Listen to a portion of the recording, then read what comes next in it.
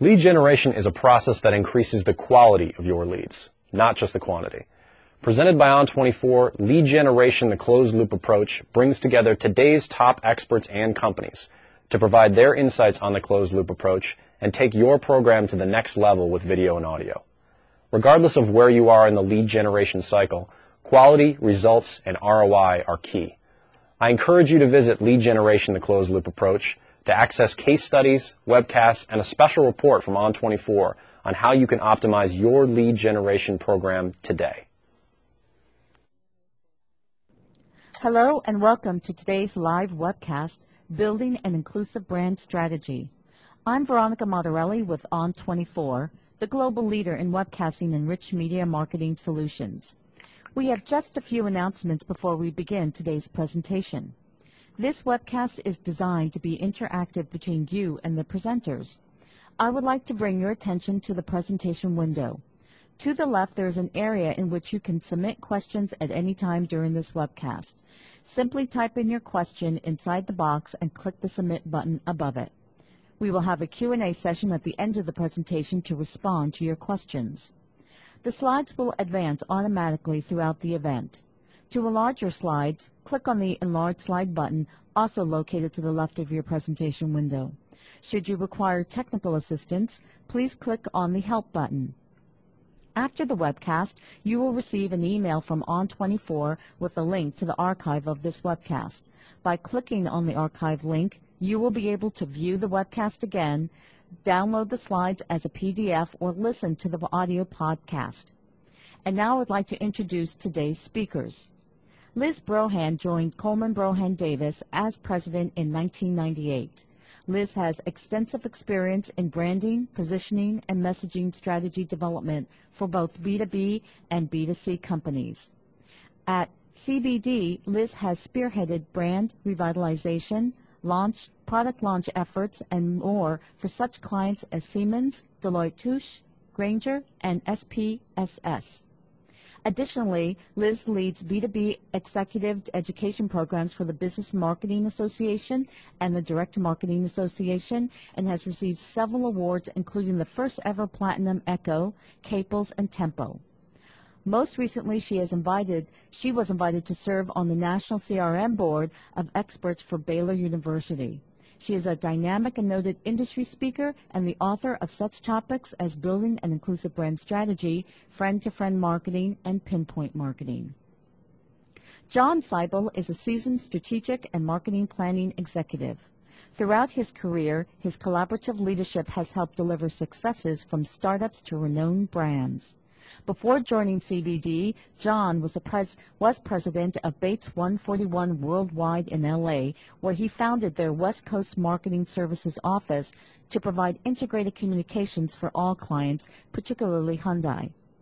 Other marketing relationships include GM, Honda, FedEx, Ralston, Philip Morris, Pizza Hut, and ConAgra. John's work has received numerous industry honors, including Clio, New York Addy, and Worldwide GM Awards. Now I'd like to turn the presentation over to you, Liz. Well, thank you very much, Veronica. And first off, let me just thank all of you for participating today. John and I are both very excited to be talking on this topic.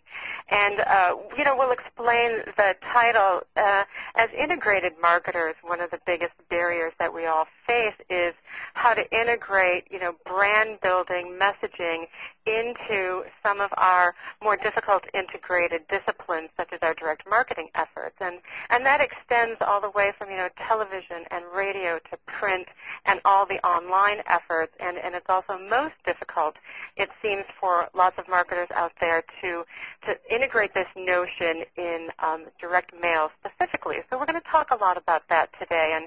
And because there truly is still a battle that goes on over this issue, we thought it would be fun to kind of start today's presentation with a poll to kind of find out where you stand on this issue. So what we're going to do is we're just going to ask you to answer this question. And really what we're looking for is to find out how many of you, might be die-hard direct marketers out there and believe that there is no place for brand building in your direct marketing because it has to drive response. And then, for those of you that aren't necessarily coming down on that side of the fence, does that mean that one of the reasons that you're here today with John and I is that, we know it's going to have an important role. We're just not sure what that might be quite yet. So as you fill out that poll, the other thing, I'll give you a little insight into my personality. I was raised a middle child.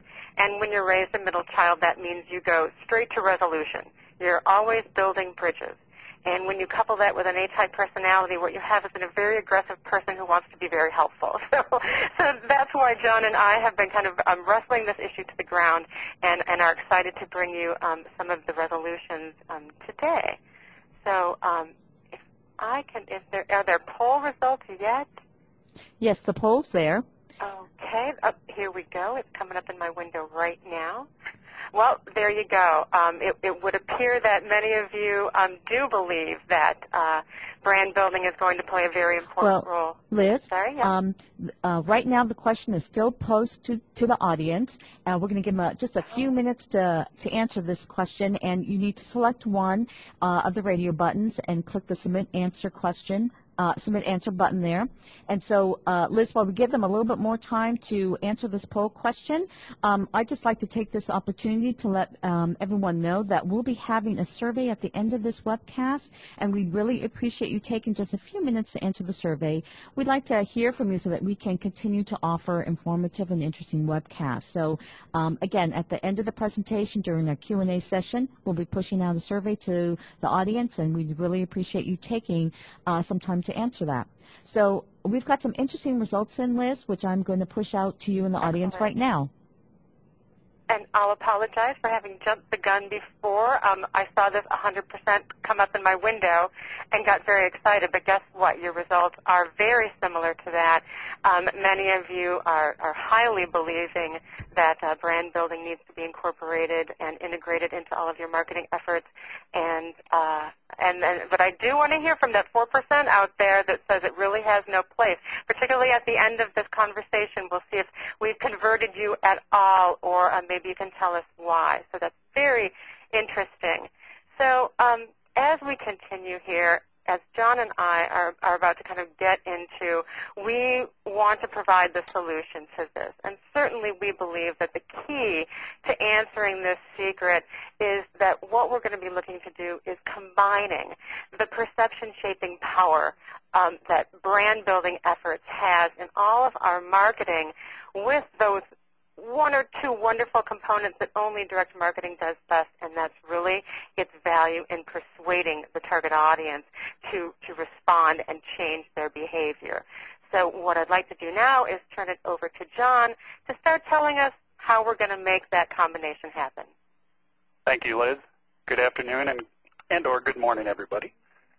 As Liz just mentioned, we are in an amazing time to be in marketing right now, and just the transformation we've seen in the last couple of years from a digital standpoint, and how brand strengths now are not a lump sum of very many homogeneous elements, but very, very many heterogeneous elements that have many, many ways to interact with you, to reach out, to find you.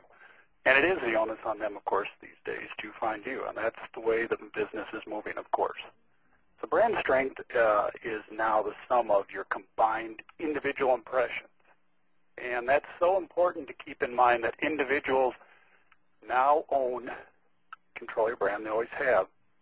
But what that means is the word of mouth, the way they can handle the web and the digital to make impressions and make comments about your brand is vital.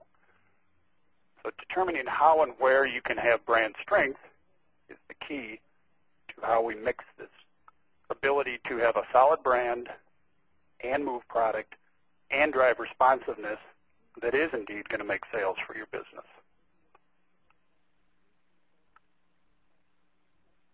Branding is not a tactic.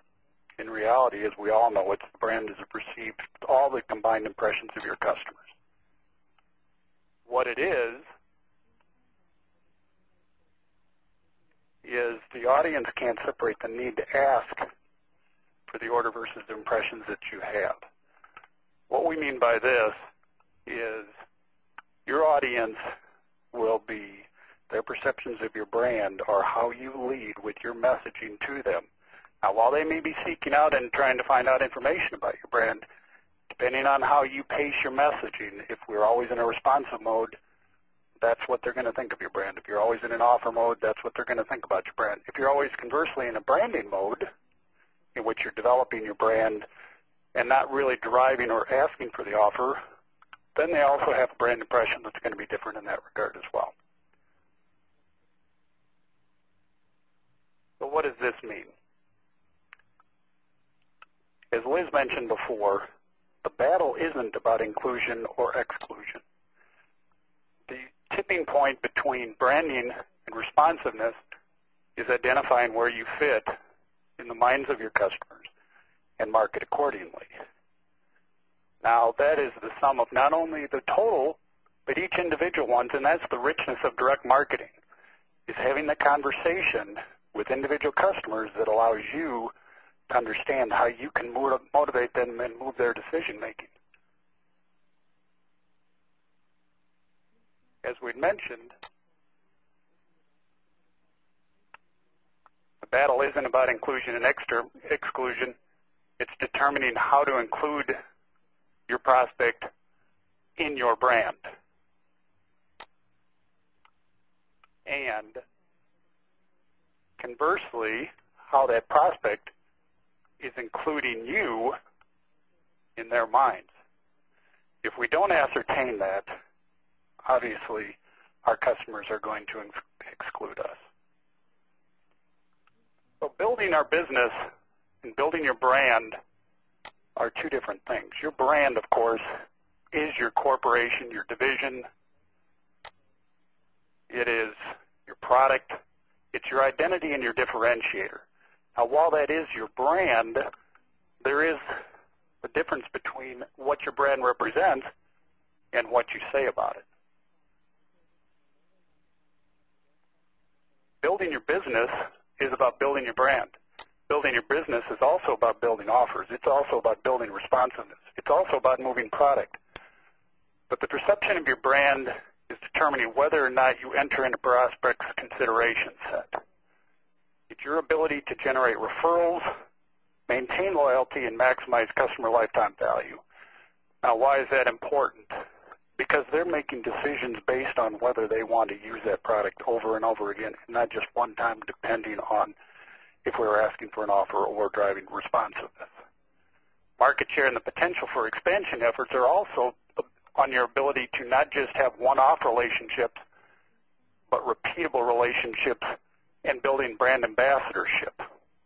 And as we all know, and we've seen many, many articles in the last few years, there's breathtaking financial evaluations tied directly to brand strength, as many as 5 points on Wall Street. And there's nothing more endearing and valuable in making sure that we maintain that. So what does that mean? What can we do as marketers to combine the ability to move product and build our brand at the same time? Building our business and building our brand are two different things. Brand building, as we mentioned, is about developing a brand. Your identity is about your branding.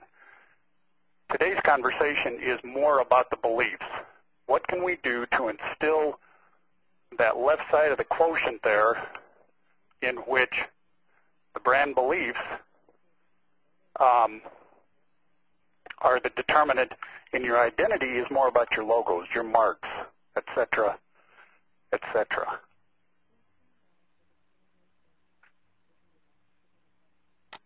We've got a couple of brand philosophies that many of you share, and we just think that they're important as you build your brand to be mindful of on a daily basis, not just a yearly basis, not on a semi-annual basis, but a daily basis.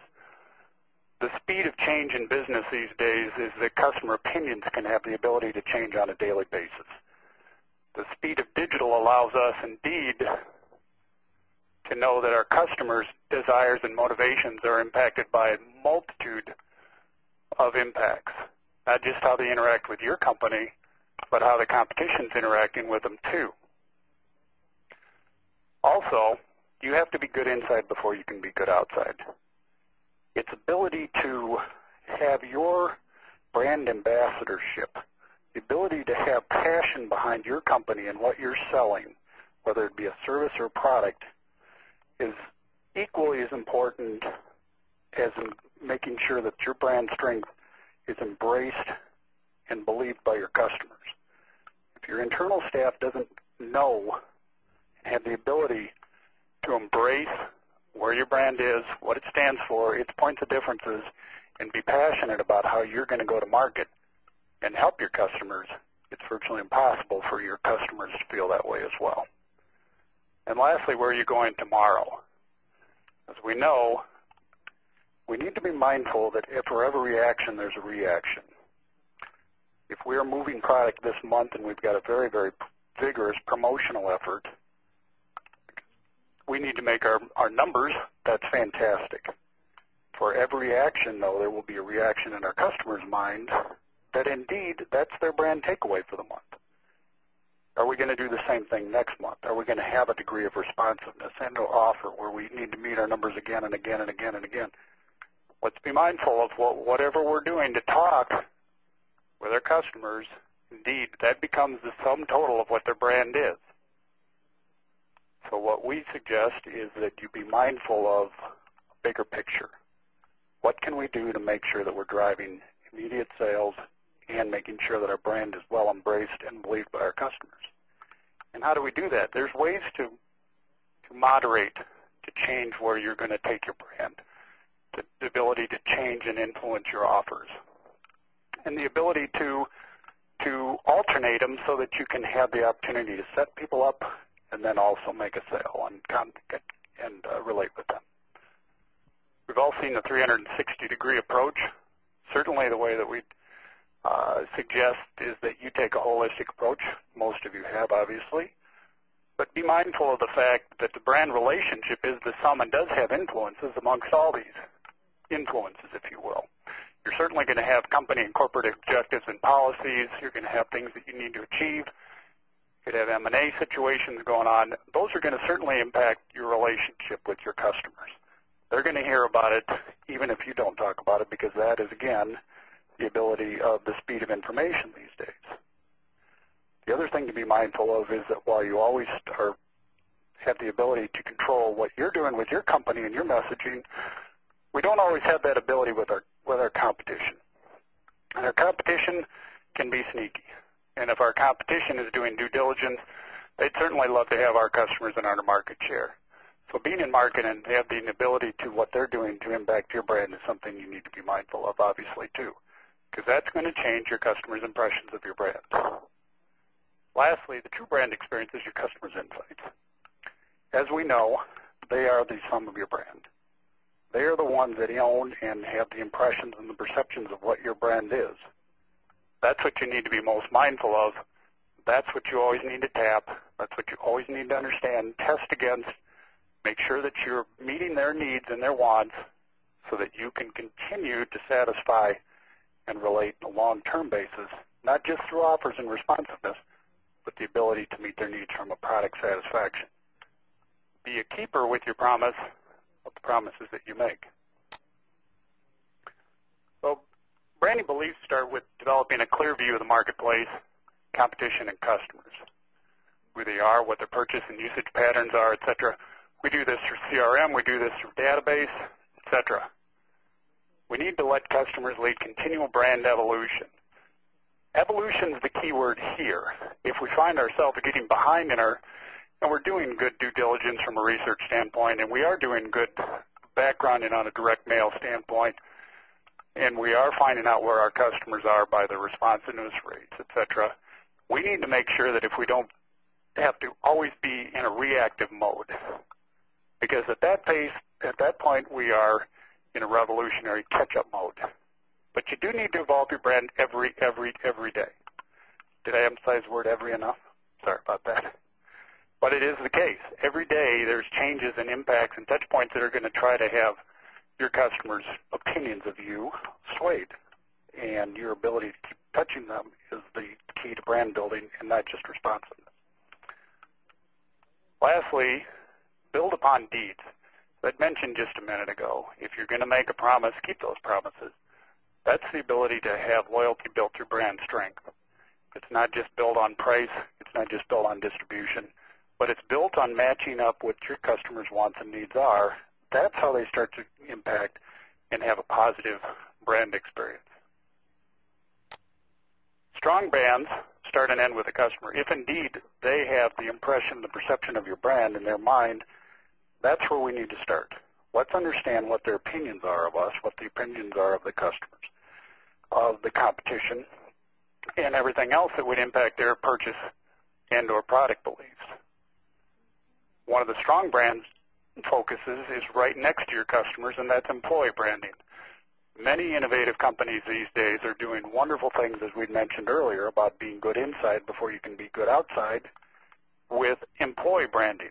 That's building brand ambassadorship from the inside out. We'll get to that here in just a second.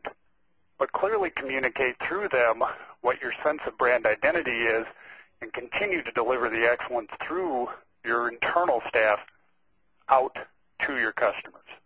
That's just as important on that interaction as there is through your product and or service.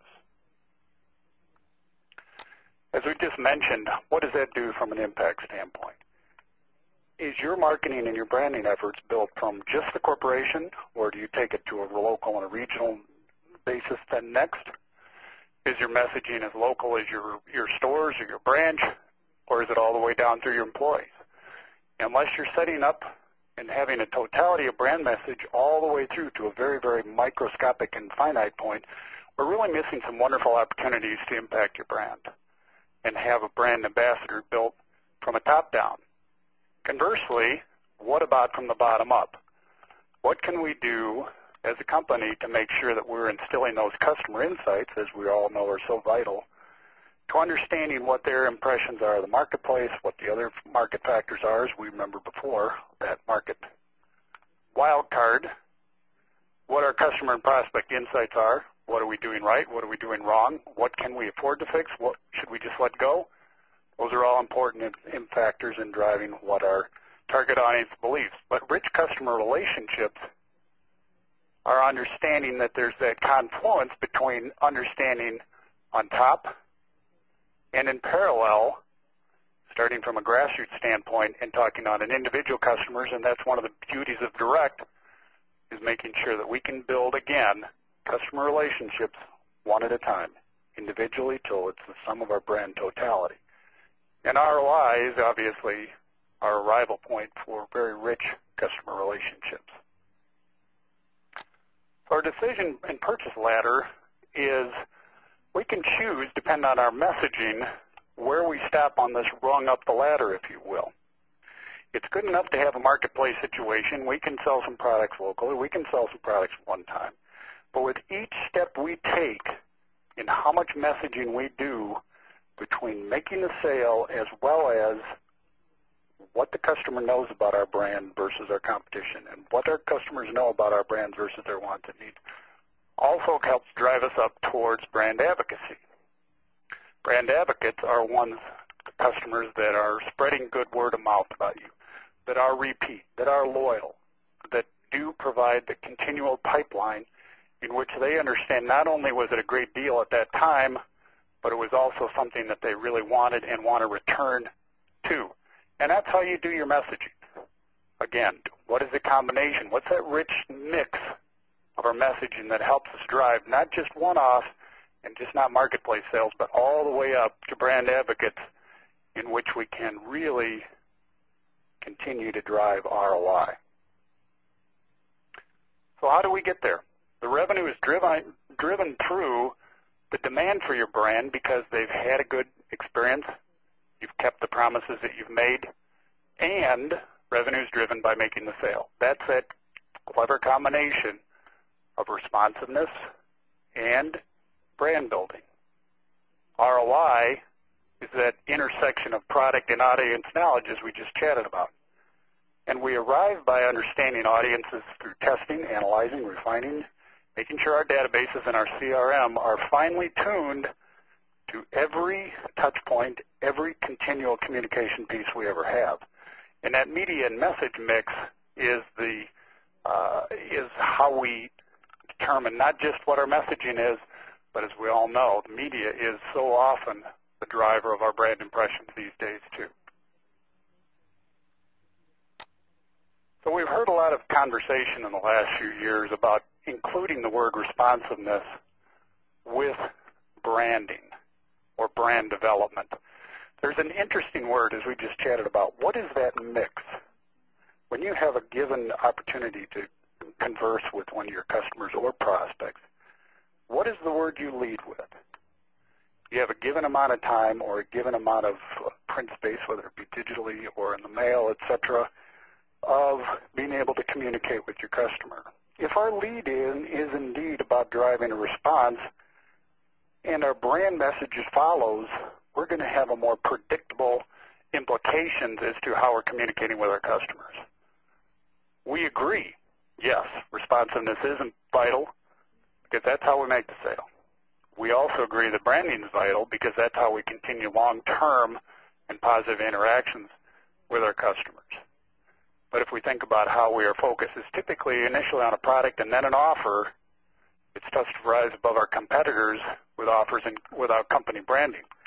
Because often, as we all know, most people don't get all the way through your given communication piece of real estate.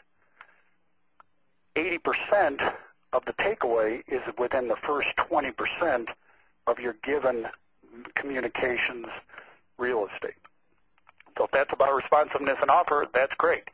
We think there's a vital opportunity for that, and we think that it's vital all the time.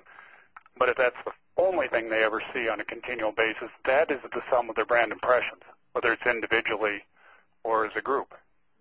If you think conversely what the difference is between starting and having brand and then response as your focus of your communications, that has a different tone. This might be an alternative for maybe a different quarter, or a different message, or a different medium, or a different target audience, but it is about dialogue based upon customer knowledge. It's relationship-oriented, and it's talking about things that are designed to create a knowledge and a desire for the brand, and then, therefore, their ability to respond to your offer is driven equally by knowledge about what you're providing their wants and needs, and, therefore, strong, rich, loyal customers. If we were to look at how we look at these on axes of brand development in a value quadrant, we'll see that along the right side of this star quadrant, if you will, the classic star quadrant, is a brand versus product orientation overlaid with a responsiveness orientation. Is that we start in the lower where there's certain messages throughout the time of year, depending on what our needs are, depending on what we need to get done due to competitive pressures, in which response is our driver. It is about selling. It is about moving product and service. It's offer-centric, and that is, for that particular moment, the sum of your brand takeaway.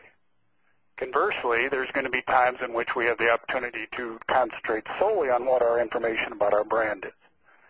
And that's about awareness and image, and there's theories that strong opinions will drive results. That's true. The superpower brands have got that ability, but it's taken them many, many years to get there. But you need to have that infused. But, of course, that is the response. Without a response and offer all the time, those brands, therefore, are considered to be premium brands in which price is really typically not a factor.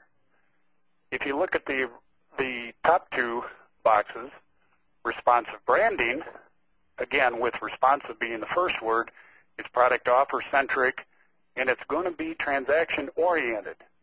The campaign focus versus long-term strategy is going to be a one-off. That has its perfect place within your brand messaging quadrant and calendar. But keep in mind that if that is your continual focus, then typically about 80% of your reference to your brand is going to be about responsiveness. Brand response, on the other side, is about relation orientation first, and then ending with an opportunity to have them respond by virtue of the fact they understand more about your brand as well. It's your highest ROI as well as has rich lifetime value.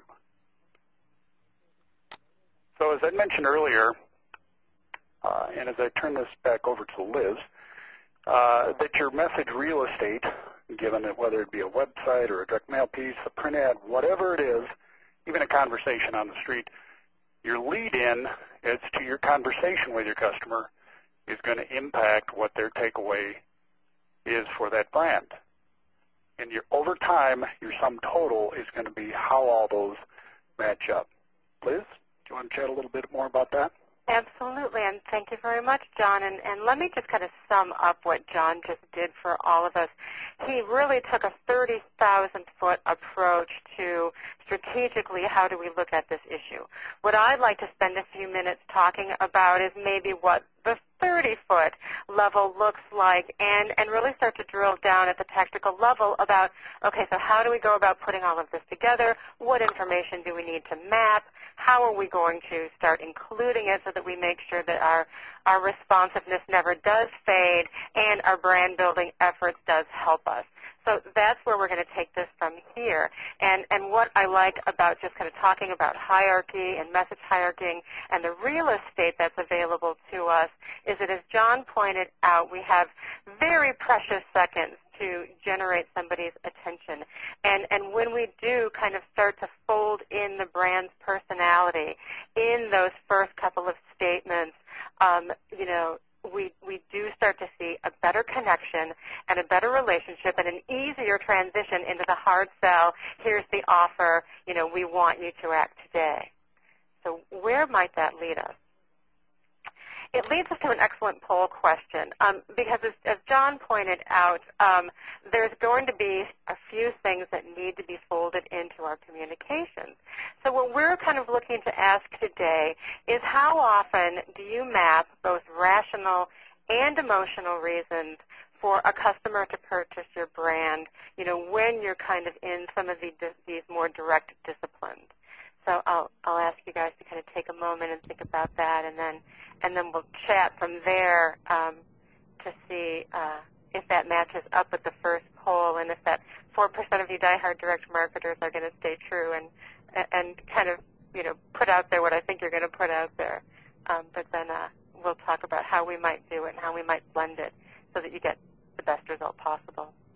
And Liz, while we're waiting for those poll results to come in, I just want to remind everyone that we'll have a Q&A session at the end of this presentation. So please submit your questions by using the box to the left of your presentation window, and then just hit the submit button question above it. So, and at the end, if we don't get to your question, Liz and John will be given the question so that they can answer you directly. So please, give us all your questions now, and we'll address them at the end of this webcast. So we're getting some interesting results in, Liz. I'm going to push what we have right now, and then what I might do is just push even more as more come in. But just to take a stab at it, here it is. All righty. Oh, look at that. So if I'm reading this correctly, you're about split down the middle at this point, where about 42% of you are seldom kind of mapping both the rational and emotional, and 42% of you are kind of doing it more often than not. So let's talk about that for a minute, because obviously what we're going to recommend is that you do take the time to map both of these, and to map them equally, if at all possible. So actually, I think the final results are sort of in now, and it looks like seldom is kind of, winning out over all of the others. So let's talk about that for a minute. If we are truly looking to do brand building and still gain the response, it's an important exercise to map both of these components.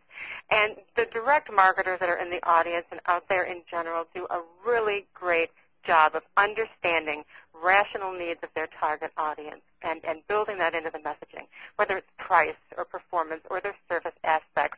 All of those things are something they're very strong at. What we need to do in these communications is to take a page from the brand advertisers that have been out there and do what they do extraordinarily well, and that is map the emotional reasons that someone might also purchase your brand, and start building that into our messaging in a way that's comparable to the personality of your brand.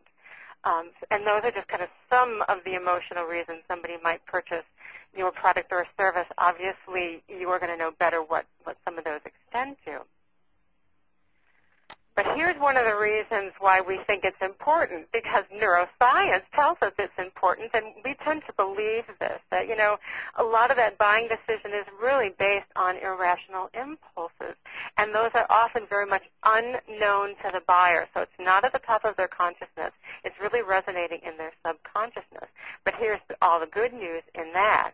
Strong brands will always win, you know, because they're very astute about making that emotional connection with their customer. So that's the page out of their playbook that we want to take and build into our direct marketing efforts.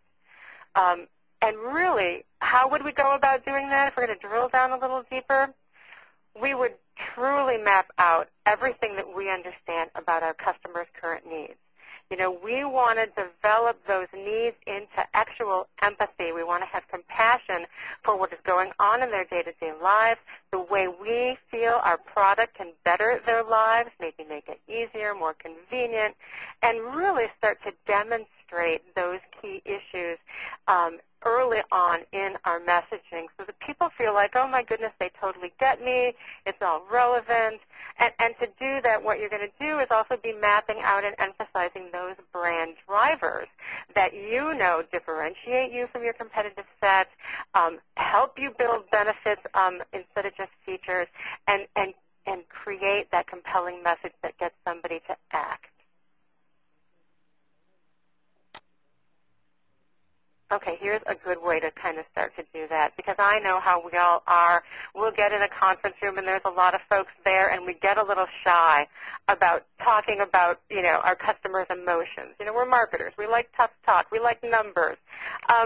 Here's a couple of easy ways to transition us away from some of that tough talk and start thinking of our customers as very real, with a lot of feeling and emotion. And one of the ways that we can do that is to try and stop referring to them as something that we might shoot at, like a target. And to start treating them, you know, as customers. And that means putting, even in a conference room, personifying them as very real and that we have a real relationship with them. So perhaps what you could do is maybe just start talking to them as your friends. And you can even segment those different friendships. Is this my best friend? And what do I need to do to keep them buying at the level they're currently buying and interacting at that level? Is this an acquaintance that I would like to move into my friendship bucket? So those are just ways to kind of help our self-talk realize the emotional component and relevancy of our brand. Because at the end of the day, trust truly is worth billions. It will move the needle faster than anything else. Okay, so this kind of brings us to another poll, and it directly relates to something that John was very passionate about just a few minutes ago. You know, if we were to only focus on the transaction, there might be a downside to these, and I'm wondering if you agree with that. So if you would just take a minute and select, you know, answers to the question about what happens if we really are just going to be transactional focused. Okay, Liz, this poll is, what are some of the consequences of focusing on transactions versus building relationships? You can select one from no migration, no growth, single sale versus long-term ROI sales, or all of the above, and just click the submit answer below it. And while we're waiting for those poll results to come in, Liz, I want to remind everybody that you'll be receiving an email from On24 with an archive link to this webcast. From the archive link, you will be able to view this webcast again, download the slides as a PDF, or download the audio via podcast. So within 48 hours, you'll be receiving an email with the archive link to this webcast, so you'll have access to everything again. So we've got some interesting results come in, Liz, which I'm going to push out to you right now. Thank you. And I'll just say that we were probably remiss a little here in not putting none of the above as an answer out there for some of you diehard direct marketers that I'm very interested in hearing from. But as I think you guys will be able to see in just a second here, that you would tend to agree that, you know, if we focus only on transaction, what we might be doing is is sacrificing some growth and some migration and cross-sell opportunity. And that was a pretty resounding answer from all of you. There you go. Now I think you're able to see it as well. So let's just kind of build on those thoughts for a second and take a look. Okay, let's say we've done our due diligence, and now we're talking about our customers as friends and real with emotions, which we are, definitely could be a barrier to some of our successes. If we take a look at what transactions really are, they have a tendency to be a one-off, and it can happen that means your migration path might slow, your growth might slow, and we might just be after that single sale, which makes us feel good today, but not that long-term ROI that's going to make our bosses feel better about us tomorrow. So what relationships are that we can kind of layer into our messaging is the thought that what we're doing here is not sacrificing response. We're really laying the groundwork to ensuring that we get multiple purchase, that we're customer-centric and relevant, that we can migrate those purchases within a larger brand family, breadth and depth, and really have a wonderful long-term relationship with these friends of ours and have an ongoing dialogue with them. So again, just lots of ways to kind of rethink how we're going about, folding some of this messaging in. And what we want to do here, we'll go just a little deeper, is to take a look at what I would call intimacy needs. And these needs are really going to come up at all the different phases and all the different touch points that you're talking with your prospects and your customers. And if we can identify what we feel is going to motivate them and reach them both emotionally and rationally, both at the pre-purchase stage when we're trying to get them into the lead gen funnel, once we've got them very close to purchase and usage, and then, of course, how are we going to continue to nurture that customer so that there's always additional purchase opportunities that unfold through the lifetime of the customer. So here might be some of those touch points that we would assess along the way. We're going to make sure that our value propositions have been defined and articulated clearly against every single one of our segments, and that we're positioned to be relevant in their life. Then, of course, we need to work very hard at making sure that there's differentiation built into that value proposition. And particularly at the pre-purchase level, demonstrating this will truly help start to cultivate that trust level that we're looking for. When we talk about dissonance, what we're really expressing here is acknowledging that there is often a difference between what your audience or what your customer might say or believe about your brand, what those brand perceptions are, and how they're actually acting. So we do want to map both of those and then provide a gap analysis and fill that gap should it exist for you in that area. And, of course, this means always keeping relevancy top of mind, because what we're really trying to do, even beyond loyalty, as John pointed out earlier, is move our customers to brand advocacy levels. So what might that look like for all of you as we plan our brand? Well, of course, one of the things that we want to do is take a look and map our media. As we all know, media is not created equal, not just from a response perception, but also just from a communications perception. You direct marketers out there, you know that your direct marketing efforts, really have a higher and different standard, in addition to branding. And I know that that's the fear that we all feel, in that if we put in, brand building elements, we might sacrifice response. But if we map it out clearly and plan for it and test against it, I think you'll see enormous results that move you in the right direction. Also, you want to make sure that that is continued to your other marketing vehicles as well, and that we're actually anticipating how these different segments are going to be reacting to our messaging, and making sure that the value proposition, because it will, that it's varied accordingly. And for you B2B marketers out there, that certainly means, being very cognizant of the vertical language and the functional audience needs that you're targeting.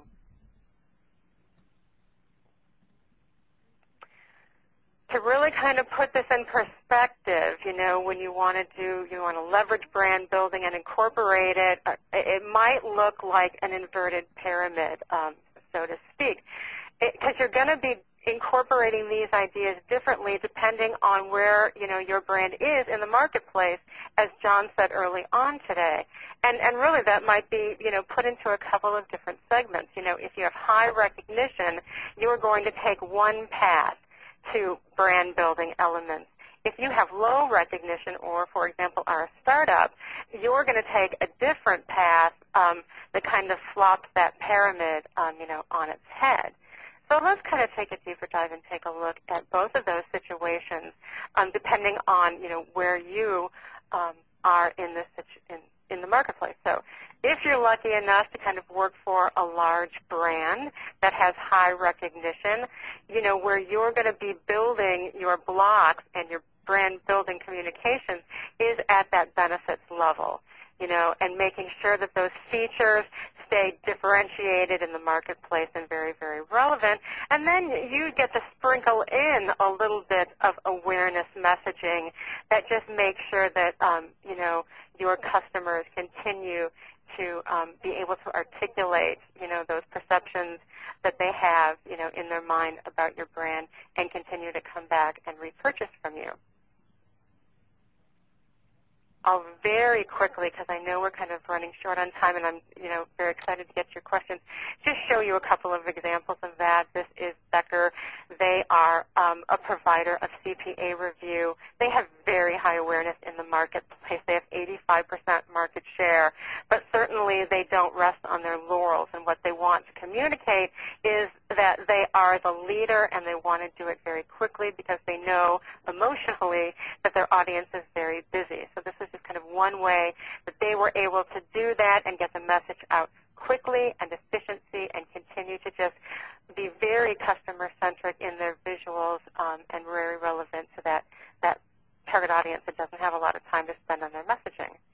Another way that they do it is by, and I'll just kind of skip the print campaign and show you some direct mail. Another way that they do it is to make sure that their mail always looks like a premium quality product. They often use dimensionals to do that. They're very good about putting relevant offers in place and then building messaging around complementary ideas that continue to say leadership in the marketplace. One other kind of interesting example that I'll just kind of run past you is Smurfit Stone. And, you know, for a corrugated box manufacturer, you would not expect to see this kind of advertising. They really wanted to, you know, leverage their high recognition in the marketplace by looking completely unique from their competitive set. And then that was one way to really sort of build in that brand component that makes them feel, you know, richer and more in tune.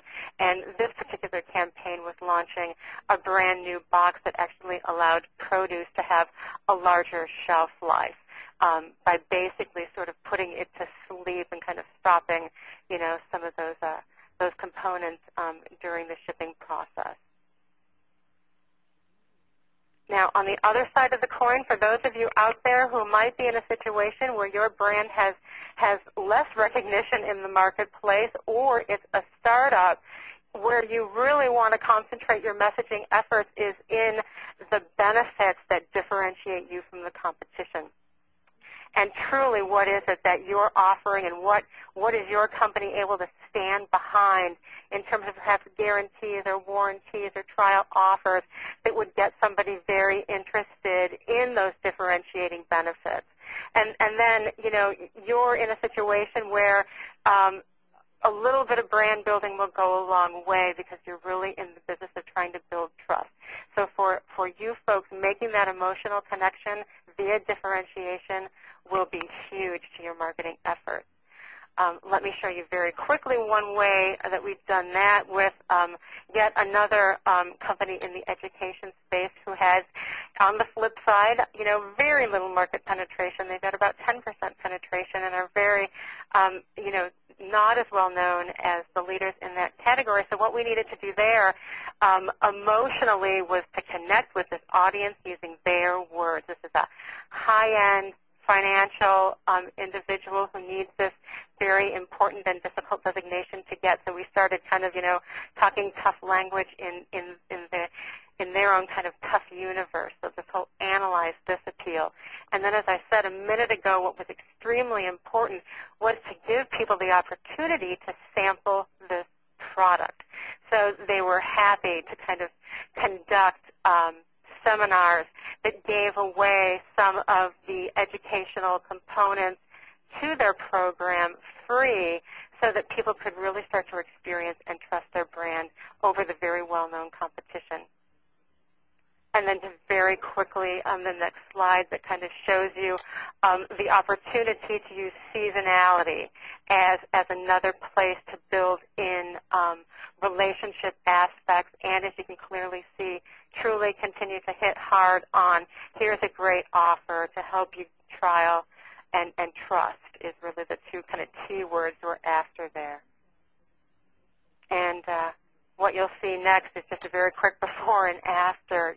We started working with them when they were very just product-centric and not customer-centric, and that was their website. And as you can see, it was really all about, hey, why don't you buy a few products? And then what we were able to do is make them more customer-centric, and I will say they have experienced double-digit growth. So just by kind of turning the tables and being relevant and emotional to a very kind of high influential audience, it's all working very well. Very quickly, another brand building exercise was with the folks at OSE USA. Again, absolutely no awareness in the marketplace here in the U.S. So they took that very vertical, as we were just talking a minute ago, vertical and functional audience approach to be extremely relevant to each of the different business sectors that were going to be able to purchase their premium product. So as you can see, the creative really pays off, the vertical needs of the audience. And what I'll show you in just a second is it also had a huge, strong offer component related to it, whereby just for giving us a try and a very low point of entry, I think one of the things we tested was like a $200 purchase, they got a free watch. And little did we know that this kind of gender-neutral premium, just for giving us a try and starting to build that trust, blew the doors off of their response. This campaign drove 7% its first time out the gate, and then immediately we went back to the well, and we're pleased to say got another 7%. So, just by being extremely relevant and talking from both a rational and an emotional component in our marketing, truly moves the needle for even some of those very, less recognized brands out in the marketplace. So to sum up all of this kind of, in an orderly fashion, you can look at it this way, that, whether it's high recognition or low recognition that your brand is experiencing, we want to make sure that people feel good about the choices that they're going to make. And so if it's high recognition and your brand enjoys that, what you're up against is managing expectations. And the way to do that is to really provide superior customer service that will get people to move into that loyalty and hopefully that brand advocacy space. On the less recognized side of the puzzle, you're going to need to be continually educating the marketplace about why your product is different, what the differentiating components are, and of course, really kind of bringing hidden brand attributes to the forefront to build your personality and continue to build that point of differentiation. Okay, so I'm going to sum it up here, and then I'm going to turn it over, hopefully, to questions from all of you. As John pointed out, your brand perceptions in the marketplace are never, ever going to sit still. still. We're always going to be looking to adjust to those customer needs and expectations and continually assess that brand and formulate and reformulate the messaging hierarchy through our testing strategies. And we know that this was quite a lot of information to absorb. So if there was a couple of key takeaways, it really does kind of go back to trying to marry the emotional and rational reasons for somebody to choose you over the competition. And then, of course, what we really mean by emotional is the ability to help, for you to help them find something, you know, that makes you relevant in their life stage or life cycle, or if it's business-to-business marketing, perhaps that means, you know, making someone's job a little easier or the ability to get home and see their family faster. So with that, I would really love to take the last 5 minutes and answer any questions you might have. Great. Thank you, John and Liz, very much for sharing that information with us. We do have a few moments for a few questions. I am going to put the survey out there so people can take a look at it and hopefully answer some of these questions while we do our Q&A session. So our first question comes from Melinda. How do you get clients with modest budgets to pay for rational and emotional mapping? John, you want me to handle that one? Sure. Okay, well, and please feel free to jump in. And Melinda, I hope I'm getting your name right. That's a pretty astute question. What we look to do is map some of this information, not on a hugely sophisticated level.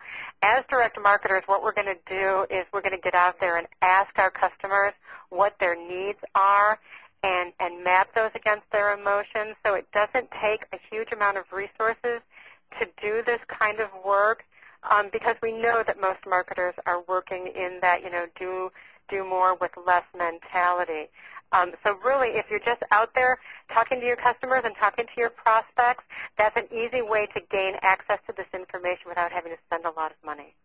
There's a lot of great ways to involve your sales people, particularly in a B2B space, with building a database of knowledge about customers and prospects, comments, etc. And certainly qualitative is a less expensive way, particularly with B2B, than quantitative, which can get a little bit high, especially in B2C. It's going to be a little bit more expensive too, but you can certainly do it with modest budgets. But the important thing is that at least you do it, so that you're not working in a vacuum and you're not either extending offers or trying to do brand building that isn't focused on what you've found out from your customers. Great, thank you. Another question is from Nicholas.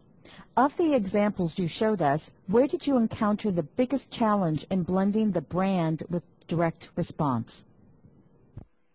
I'll kind of jump in first, John, and then you can supplement with your knowledge. That's kind of an interesting question, and there's almost two kinds of answers there.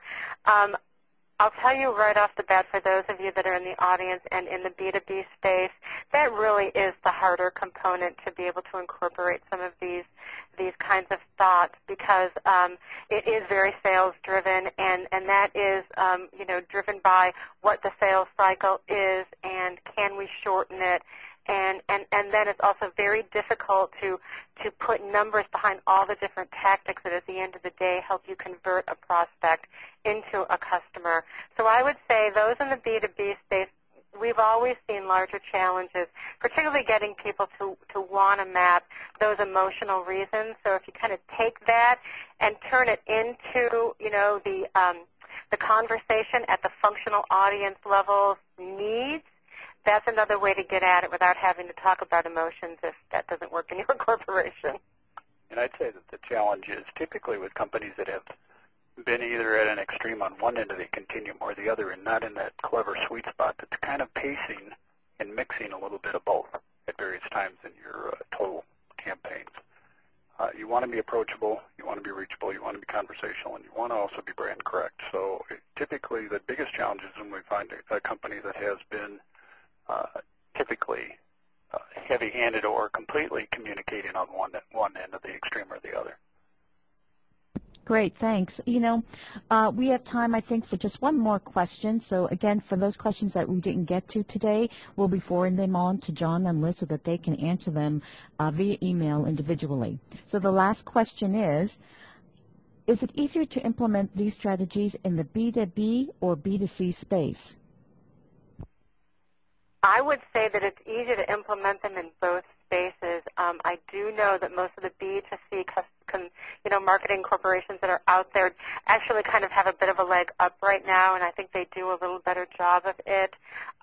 So I would say that it might be harder and a larger barrier in the B2B space. But as John said, it really depends on what your corporation's kind of messaging has been in the marketplace, and how do you ensure that it's very relevant to all of your different segments.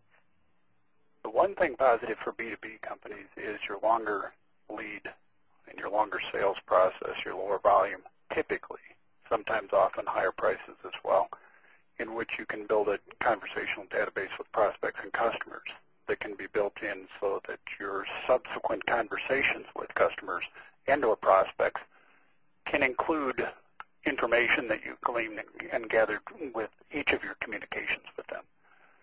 So, but there's wonderful opportunities in both spaces. It's again, the key is just making sure that you're being mindful of both approaches. Great. Thank you again, Liz and John, for sharing your experience and knowledge with us. I'd also like to thank the audience for your time and attention today. We hope that you will join us again for another On 24 event.